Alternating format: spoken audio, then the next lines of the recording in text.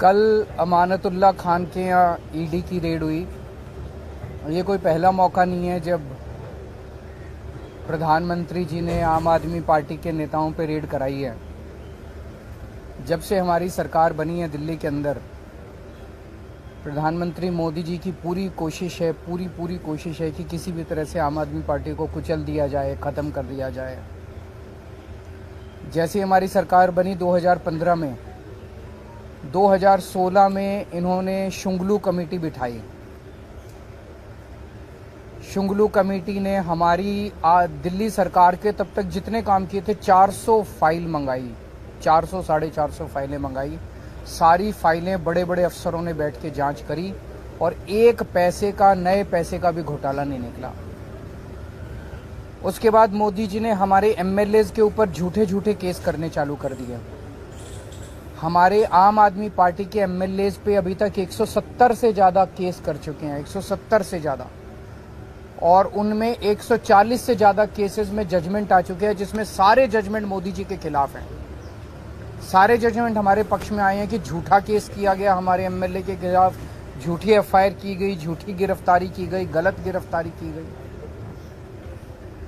उसके बाद इन्होंने पिछले 2 साल से हमारे मंत्रियों को और सीनियर नेताओं को अब गिरफ्तार करना चालू किया। इन्होंने सत्येंद्र जैन को गिरफ्तार किया, इन्होंने मनीष सिसोदिया को गिरफ्तार किया, इन्होंने संजय सिंह को गिरफ्तार किया, इन्होंने कल अमानतुल्लाह खान के यहाँ ईडी की रेड की। मामला चूंकि कोर्ट में है, मैं सब जुडिस है, मैं ज़्यादा नहीं बोलूँगा, लेकिन अगर आपने मनीष सिसोदिया के केस में पिछले हफ्ते सुप्रीम कोर्ट में जो सुनवाई हुई, अगर आपने वो सुनवाई सुनी हो, तो जिस तरह से जज बार बार उनसे एक ही सवाल पूछ रहे थे कि कोई तो सबूत दो, कोई तो सबूत दो। इन लोगों के पास एक भी सबूत नहीं था मनीष सिसोदिया के खिलाफ। तो इसका मतलब सारे के सारे केसेस झूठे किए जा रहे हैं। कल जो अमानतुल्लाह खान के यहाँ रेड हुई, वो भी एक तरह से, जिस तरह से आम आदमी पार्टी को खत्म करने के लिए मोदी जी की पूरी मुहिम है, उसी का एक हिस्सा है। आज तक एक नए पैसे का कहीं कोई हेराफेरी नहीं निकली। मैं नरेंद्र मोदी जी को चैलेंज करता हूं, आप इतनी इंक्वायरी हमारी, बोले बस घोटाला कर दिया केजरीवाल ने, सड़कों का घोटाला कर दिया, बिजली का घोटाला कर दिया, पानी का घोटाला, इतने घोटाले, इतनी जांच करा ली।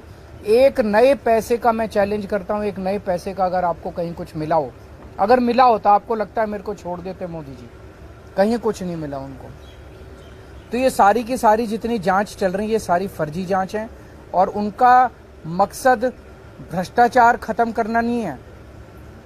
दूसरी पार्टियों के जितने भ्रष्टाचारी हैं, सारे भ्रष्टाचारी उन्होंने अपनी पार्टी में शामिल कर लिए।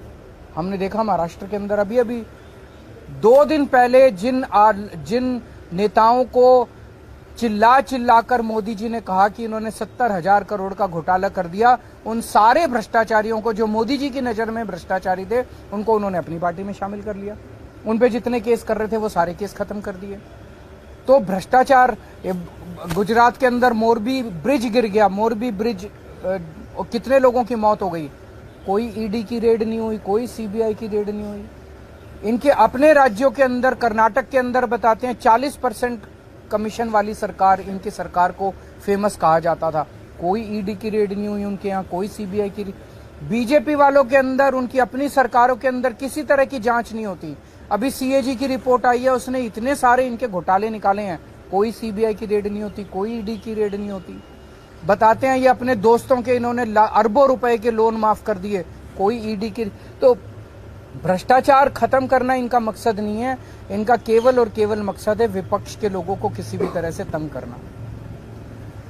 बहुत ज्यादा अहंकार हो गया मोदी जी को।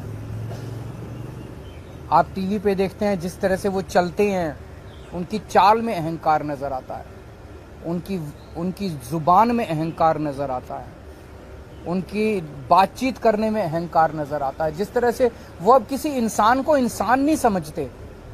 और अगर किसी देश के राजा को इतना ज्यादा अहंकार हो जाए तो फिर उस देश की तरक्की कैसे हो सकती है।